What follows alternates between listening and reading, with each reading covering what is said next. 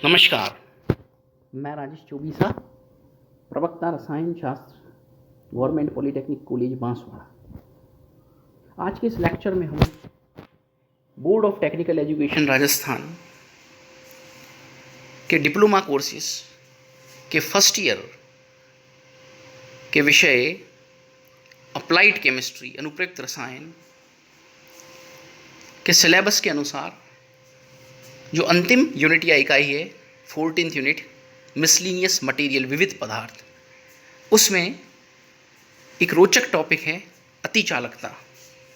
उसके विषय में अध्ययन करेंगे कि अतिचालकता क्या होती है, अतिचालक पदार्थ क्या होते हैं, उनके क्या गुण हैं, क्या उपयोग हैं आदि।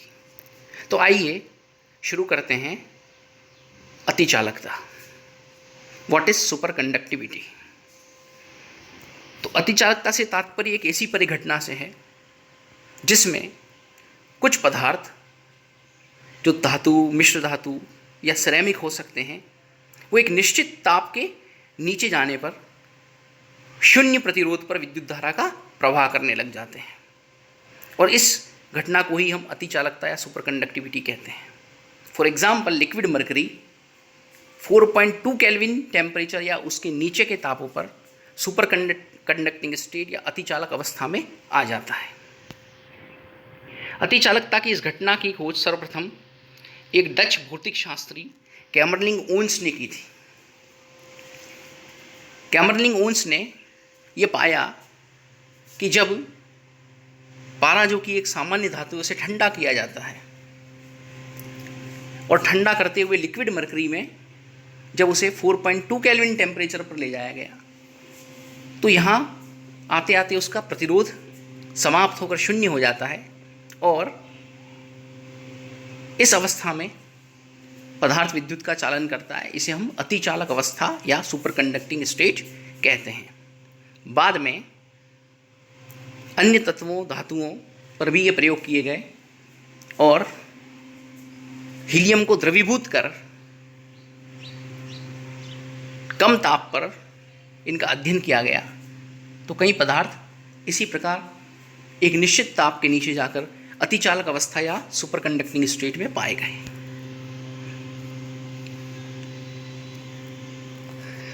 अब देखते हैं क्रांतिक ताप या क्रिटिकल टेम्परेचर किसको कहते हैं। तो यदि हम अतिचालकता या सुपर कंडक्टिविटी के परिप्रेक्ष्य में बात करें तो हम पाते हैं कि सभी पदार्थ सुपर कंडक्टिंग या अतिचालक नहीं होते हैं, पर जो पदार्थ अतिचालकता का गुण प्रदर्शित करते हैं वे एक निश्चित निम्न ताप या उसके नीचे ही शून्य प्रतिरोध की अवस्था में विद्युत का चालन करते हैं, जिसे अतिचालक अवस्था कहा जाता है। यह ताप, जिस ताप के नीचे वो शून्य प्रतिरोध पर विद्युत धारा का चालन करते हैं और अतिचालक अवस्था में आ जाते हैं, उसे क्रांतिक ताप या संक्रमण ताप, क्रिटिकल टेम्परेचर TC कहा जाता है। ये भिन्न भिन्न अतिचालक पदार्थों के लिए भिन्न भिन्न होता है, पर एक निश्चित पदार्थ के लिए इसका एक निश्चित मान होता है। इससे ऊपर के तापमानों पर पदार्थ सामान्य अवस्था में कहा जाता है, और इस क्रांतिक ताप के नीचे के ताप पर उसे अतिचालक अवस्था या क्रिटिकल या सुपर कंडक्टिंग स्टेट में कहा जाता है। उदाहरण के लिए मरकरी जो है उसका क्रांतिक ताप 4.2 केल्विन टेम्परेचर है, जिसके नीचे वो अतिचालक अवस्था में होता है, और इस ताप के ऊपर तापमान के अन्य सभी मानों में वो सामान्य अवस्था में कहा जाता है। एक यहाँ हम वक्रों के माध्यम से समझने का प्रयत्न करेंगे क्रिटिकल टेम्परेचर या क्रांतिक ताप को। धातुओं में ये पाया गया है कि जब ताप बढ़ाते हैं तो प्रतिरोध बढ़ता है, और ताप कम करने पर प्रतिरोध कम होता जाता है, जिससे चालकता बढ़ती जाती है, क्योंकि चालकता को प्रतिरोध का व्युत्क्रम कहा जाता है। The reciprocal of resistance is conductance. अतः ताप करने पर यह अपेक्षा की जाती है कि चालकता में वृद्धि होगी, और ऐसा ही पाया भी जाता है। तो एक सामान्य धातु जो कि अतिचालकता का गुण प्रदर्शित नहीं करता, उसके प्रतिरोध में तापमान के साथ जो परिवर्तन होता है उसे ऊपर के वक्र द्वारा दिखाया गया है। जैसे जैसे ताप का मान केल्विन में कम करते जा रहे हैं, प्रतिरोध का मान धीरे धीरे कम होता जा रहा है और इससे चालकता बढ़ती जा रही है, क्योंकि प्रतिरोध का व्युत्क्रम होती है। 0 केल्विन ताप पर प्रतिरोध का मान शून्य नहीं होता और एक न्यूनतम प्रतिरोध पदार्थ में उपस्थित होता है, जिसे रेजिड्यूअल रेजिस्टिविटी या अवशेषी प्रतिरोध कहा जाता है। लेकिन जो पदार्थ अतिचालकता का गुण प्रदर्शित करते हैं उनके लिए एक भिन्न व्यवहार प्रदर्शित होता है, जो दूसरे वक्र द्वारा दिखाया गया है, जो यहाँ नीचे का वक्र है। यह एक सुपर कंडक्टिंग मटेरियल या अतिचालक पदार्थ के लिए है। यहाँ जैसे जैसे तापमान का मान केल्विन में कम किया जाता है, तो यहाँ भी जैसी अपेक्षा की जाती है प्रतिरोध के मान में कमी आती है और चालकता बढ़ती जाती है। परंतु यहाँ कमी कुछ तेजी से आती है और एक निश्चित तापमान जिसे TC या क्रिटिकल टेम्परेचर दिखाया गया है यहाँ, वहाँ तक आने के बाद फिर एकदम से प्रतिरोध का मान कम होकर के शून्य हो जाता है और यहाँ हम कहते हैं कि शून्य प्रतिरोध की अवस्था में पदार्थ में विद्युत का चालन होने लग जाता है और यही सुपर कंडक्टिंग स्टेट या अतिचालक अवस्था कही जाती है।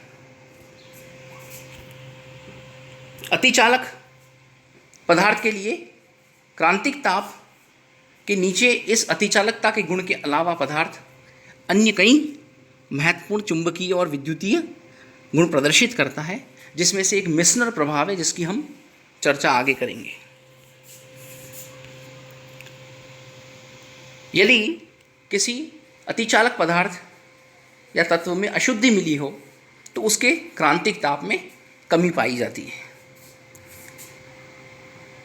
कुछ तत्वों के समस्थानिक भी होते हैं, अर्थात एक ही तत्व के भिन्न भिन्न परमाणु जिनकी परमाणु क्रमांक तो समान होते हैं परंतु द्रव्यमान संख्या भिन्न होती है। ऐसी स्थिति में उनके क्रांतिक तापमान किस प्रकार होंगे? तो ये पाया गया है कि अतिचालक तत्व के भिन्न भिन्न समस्थानिकों के क्रांतिक तापमान उनके परमाणु भार बढ़ने के साथ साथ कम होते जाते हैं। मिसनर प्रभाव, जब एक अतिचालक पदार्थ को हम बाह्य आरोपित चुंबकीय क्षेत्र में रखते हैं और यदि तापमान उसके क्रांतिक तापमान से अधिक हो, अर्थात पदार्थ सामान्य अवस्था में हो, तो ऐसी स्थिति में चुंबकीय क्षेत्र की चुंबकीय बल रेखाएं पदार्थ में से होकर गुजरती हैं। परंतु यदि हम इस ताप को कम करते जाएं और ये ताप क्रांतिक ताप से नीचे आ जाए तो ऐसी अवस्था में यह पदार्थ अतिचालकता का गुण प्रदर्शित करने लग जाता है और सुपर कंडक्टिंग स्टेट या अतिचालक अवस्था को प्राप्त हो जाता है। तब ऐसी स्थिति में पदार्थ में से चुंबकीय बल रेखाएं नहीं गुजर पाती और इसी प्रभाव को मिसनर प्रभाव कहा जाता है। यदि सुपर कंडक्टिंग मटेरियल जो ये मिसनर प्रभाव प्रदर्शित कर रहा है उस पर यदि आरोपित चुंबकीय क्षेत्र की तीव्रता का मान बढ़ाया जाए तो एक निश्चित तीव्रता के मान के बाद ये प्रभाव समाप्त हो जाता है, अर्थात पदार्थ अपनी नॉर्मल स्टेज या सामान्य अवस्था में लौट आता है। उस आरोपित चुंबकीय क्षेत्र की तीव्रता के मान को क्रिटिकल मैग्नेटिक फील्ड या क्रांतिक चुंबकीय क्षेत्र कहा जाता है। यह पाया गया है कि क्रांतिक तापमान के नीचे जैसे जैसे आगे बढ़ते हैं वैसे वैसे क्रांतिक चुंबकीय क्षेत्र क्रिटिकल मैग्नेटिक फील्ड के मान में वृद्धि होती जाती है। यही परीक्षण है वो यहाँ दिखाया गया है कि यदि हम क्रिटिकल मैग्नेटिक फील्ड को तापमान या टेम्परेचर के विरुद्ध केल्विन में आलेखित करें तो हमें ये पता चलता है कि क्रांतिक तापमान के ऊपर पदार्थ नॉर्मल स्टेट या सामान्य अवस्था में, उस तापमान या उसके नीचे वो सुपर कंडक्टिंग स्टेज या अतिचालक अवस्था में और क्रांतिक ताप पर जो आरोपित चुंबकीय क्षेत्र है उसका मान, जिस मान पर यह प्रभाव दिखाई देगा और पदार्थ सुपर कंडक्टिंग स्टेट में बना रहेगा, उसको हम क्रिटिकल मैग्नेटिक फील्ड या क्रांतिक चुंबकीय क्षेत्र कहते हैं। तो जैसे जैसे क्रांतिक ताप के नीचे जा रहे हैं वैसे वैसे क्रिटिकल मैग्नेटिक फील्ड का मान है वो बढ़ रहा है, और जैसे जैसे क्रांतिक तापमान की ओर जा रहे हैं, उससे ऊपर जा रहे हैं, क्रिटिकल मैग्नेटिक फील्ड का मान कम होता जा रहा है। मिशनर प्रभाव बहुत ही महत्वपूर्ण है और इसका उपयोग मैग्नेटिक लेविटेशन के लिए किया जाता है, अर्थात चुंबकीय उत्थापन। इसका उपयोग जो modern day fast speed bullet trains हैं उनमें भी इसी कंसेप्ट या प्रभाव का उपयोग किया जाता है।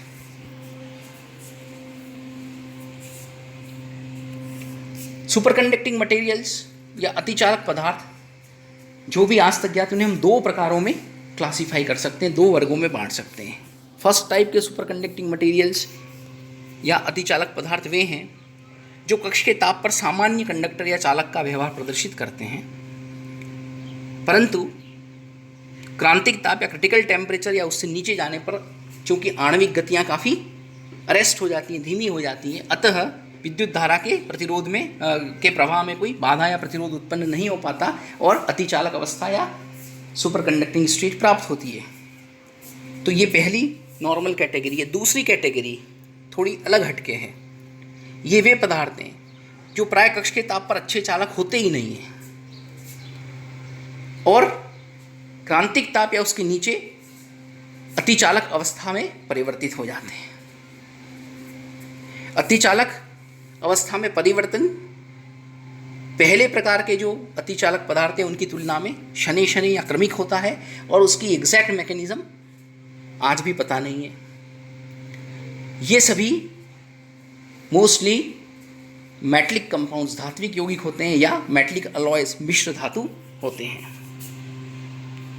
कुछ उदाहरण हम यहाँ देख सकते हैं जिसमें पदार्थ और उनके क्रांतिक ताप दिए गए हैं, तत्व के रूप में दिए गए हैं, जैसे मरकरी है, लेंथेनम है, नायोबियम है, और जिस क्रांतिक ताप पर ये अतिचालक अवस्था में आते हैं उस तापमान का मान दिया गया है। ठीक उसी प्रकार मिश्र धातु हैं, अंतराधात्विक यौगिक हैं, जिसमें धातु के क्रिस्टल जालक में रिक्त स्थानों में कोई अन्य तत्व स्थान प्राप्त करके अंतराधात्विक यौगिक बनाते हैं।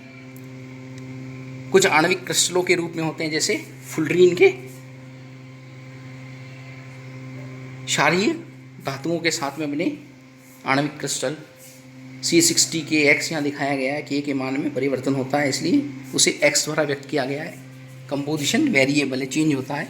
18 केल्विन पर ये सुपर कंडक्टिंग है। और सिरेमिक्स यानी मिश्रित धात्विक ऑक्साइड, जैसे यहाँ लेंथेनम के क्यूपरेट्स, लेंथेनम और कॉपर के मिक्स्ड ऑक्साइड हैं, वो कुछ उच्च तापों पर सुपर कंडक्टिंग स्टेट में आते हैं।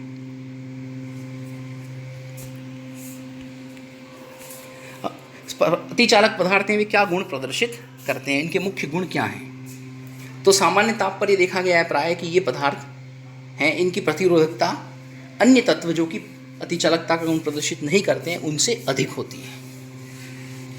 अतिचालकता का ये जो गुण है वो ताप, विद्युत धारा और चुंबकीय क्षेत्र द्वारा प्रभावित होता है। जब पदार्थ सामान्य अवस्था से अतिचालकता की अवस्था में आता है तो ऐसी स्थिति में उसके थर्मल एक्सपांशन के जो गुण हैं और जो इलास्टिसिटी या प्रत्यास्था का गुण है उसमें कोई भी परिवर्तन नहीं होता है। पदार्थ के विद्युत चुंबकीय प्रभाव अतिचालक अवस्था में समाप्त हो जाते हैं। अतिचालक पदार्थों में से जो विद्युत धारा प्रवाहित की जाती है तो ऊष्मा हानि का मान शून्य हो जाता है। क्रांतिक ताप से कम ताप पर जब अतिचालक पदार्थों को तीव्र चुंबकीय क्षेत्र में रखा जाता है तो उनकी जो अतिचालकता है उसका गुण उसमें से समाप्त हो जाता है। और कुछ सिरेमिक तथा मिश्र धातुओं, जैसा हमने अभी ऊपर देखा है, उनको हाल ही में अतिचालक अवस्था में बनाया गया है, प्राप्त किया गया है, जो अपेक्षाकृत कुछ हायर टेम्परेचर या उच्च तापमानों 35 केल्विन से लेकर 125 केल्विन के मध्य अतिचालकता का व्यवहार प्रदर्शित करते हैं। और ये बहुत ही अच्छी बात है, क्योंकि इससे भविष्य में जो अतिचालकता के प्रैक्टिकल एप्लीकेशंस या व्यवहारिक अनुप्रयोग हैं उनमें वृद्धि होने की संभावना है, जिससे टेक्नोलॉजी के फील्ड में, तकनीकी के क्षेत्र में बहुत रिवोल्यूशनरी चेंजेस या क्रांतिकारी परिवर्तन की संभावना से इनकार नहीं किया जा सकता है। अब हम देखेंगे ये पदार्थ हैं, इनके क्या उपयोग हैं। तो अतिचालक पदार्थ बहुत उपयोगी हैं और वर्तमान में भी इन्हें बहुत सारे फील्ड्स में उपयोग में लिया जा रहा है। जो बहुत हाई मैग्नेटिक फील्ड इंटेंसिटी वाले चुंबक या मैग्नेट बनाने होते हैं, जैसे 10 टेस्ला तक के, उसके लिए अतिचालक तारों का प्रयोग किया जाता है। इन्हें अतिचालक चुंबक, सुपर कंडक्टिंग मैग्नेट्स कहते हैं, और इनका उपयोग पार्टिकल एक्सीलरेटर्स, कण त्वरकों में होता है। अभी कुछ सालों पहले ही एक बहुत महाप्रयोग किया गया था, जिसको लार्ज हैड्रॉन कोलाइडर कहा गया था, जिसके अंदर इसी प्रकार की टक्करों से एक कण को खोजने का प्रयत्न किया गया था, जिसे हिग्स बोसोन या ब्रह्मकण का नाम दिया गया था। तो ऐसी जगह अतिचालकता या सुपर कंडक्टिंग मटेरियल का उपयोग किया गया है अतिचालक मैग्नेटिक फील्ड उत्पन्न करने के लिए, जिसको सुपर कंडक्टिंग मैग्नेट्स कहते हैं। तो ये बहुत उपयोगी है इस रूप में रिसर्च के लिए। कुछ अतिचालक पदार्थ होते हैं वो केमिकल रिएक्शंस में अच्छे कैटलिस्ट या उत्प्रेरक का काम करते हैं, खासकर डिहाइड्रेशन, निर्जलीकरण है, ऑक्सीडेशन की अभिक्रिया है, और ये मोस्टली क्यूपरेट कैटेगरी के मटेरियल्स होते हैं। ये भी माना जाता है कि भविष्य में इनका उपयोग करके ज़्यादा एफिशिएंसी वाले छोटे छोटे ट्रांसफार्मर, विद्युत मोटर, जनरेटर आदि बनाए जा सकते हैं। चिकित्सा के क्षेत्र में इनका बहुत ही महत्वपूर्ण उपयोग है, जो हम सभी जानते हैं और देखते हैं, एमआरआई मशीनों के रूप में, मैग्नेटिक रेजोनेंस इमेजिंग। इन मशीनों के अंदर क्षतिग्रस्त ऊतकों और शरीर के सूक्ष्म महीन संरचनाओं के चित्र लिए जा सकते हैं, जिससे उपचार करने में आसानी होती है। जैसे तंत्रिका तंत्र की तंत्रिकाएं, नर्व्स होती हैं, वो बहुत ही सूक्ष्म और पतली होती हैं, जिनका चित्र खींचना आसान नहीं है। तो नर्वस सिस्टम डिसऑर्डर होने पर या उसमें कोई चोट लगने पर क्षतिग्रस्त ऊतकों और इन तंत्रिकाओं का, सूक्ष्म तंत्रिकाओं का अच्छा चित्र एमआरआई मशीन द्वारा, मैग्नेटिक रेजोनेंस इमेजिंग मशीन द्वारा प्राप्त किया जाता है, जिसमें अतिचालकता के गुण का उपयोग किया जाता है। अतिचालकों का उपयोग स्क्विड्स के निर्माण में भी होता है, जो सेंसिटिव मैग्नेटिक फील्ड मेजरमेंट में यूज़ होते हैं। अतिचालक पदार्थ जो सर्वाधिक संवेदनशील चुंबकीय क्षेत्र मापी, उनको स्क्विड्स कहा जाता है। इनका उपयोग ऊर्जा के भंडारण के लिए किया जा सकेगा निकट भविष्य में, ऐसा माना जाता है, क्योंकि जब किसी अतिचालक लूप में से धारा प्रवाहित करके अगर हम छोड़ दें, तो ये माना जाता है कि वो अनंत काल तक उसमें चलती रहेगी, क्योंकि प्रतिरोध उसका शून्य होता है इस अवस्था में। इसका उपयोग मैग्नेटिक लेविटेशन में किया जा सकता है, दैट इज़ हाई स्पीड जो ट्रेन्स हैं उसमें इस चुंबकीय उत्थापन की घटना का, मिसनर प्रभाव का उपयोग करके, और ऐसी ट्रेन्स को बनाकर उपयोग में लिया जा सकता है। अतिचालकों का उपयोग कंप्यूटर चिप्स बनाने में भी किया जाता है, जो नॉर्मल सिलिकॉन चिप से ज़्यादा एफिशिएंट या दक्ष होती है। इसके अलावा ट्रांसमिशन लाइनें बनाने में, क्योंकि जब किसी अतिचालक अवस्था में पदार्थ में से विद्युत धारा का प्रवाह होता है, तो ऊष्मा के रूप में ऊर्जा का क्षय नहीं होता या नहीं के बराबर होता है, इसलिए ज़्यादा एफिशिएंट ट्रांसमिशन हो सकता है। उसी तरह से रेडियो आवृत्ति कैविटीज़, अतिचालक ट्रांजिस्टर बनाए जा सकते हैं, अतिचालक बेयरिंग है, बोलोमीटर जो कि एक रेडिएशन को डिटेक्ट करने वाली डिवाइस या युक्ति है। ये इस तरह के इंस्ट्रूमेंट्स हैं जिनमें अतिचालकता या सुपर कंडक्टिविटी के कॉन्सेप्ट का प्रयोग हो रहा है। इसके अलावा ये भी पाया गया है कि अतिचालक पदार्थ होते हैं वो एल्कोहल की वाष्प के प्रति बहुत ज़्यादा संवेदनशील होते हैं। तो ऐसी स्थिति के अंदर इनका उपयोग गैस डिटेक्टर्स या गैस सूचकों के रूप में भी किया जा सकता है, जैसे लैंथेनम और स्ट्रोंशियम के जो क्यूपरेट्स होते हैं La2SrCu4, ये एक ऐसा ही गैस डिटेक्टिंग सूचक है जो सुपर कंडक्टिंग मटेरियल है, और इससे अल्कोहल की वाष्प को आसानी से डिटेक्ट कर सकते हैं। तो वर्तमान में हम देखते हैं कि अतिचालक पदार्थों के उपयोग हो रहे हैं और निकट भविष्य में इनके उपयोगों की बहुत सारी प्रचुर संभावनाएं हैं, जिससे तकनीक का क्षेत्र है वो काफ़ी रिवोल्यूशनाइज हो जाएगा, क्रांतिकारी उसमें परिवर्तन या चेंजेस आएंगे जो काफ़ी एडवांटेजियस होंगे, लाभकारी होंगे। So that's all, thank you.